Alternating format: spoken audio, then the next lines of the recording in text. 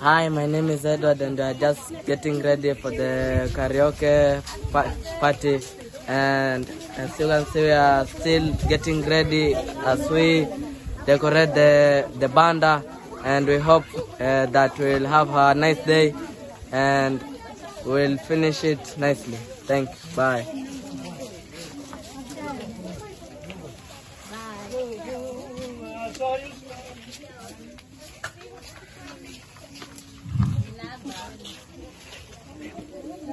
Hi everyone, my name is Munde and I'm really excited for the night and we'll keep you updated and hope you enjoy. Hi.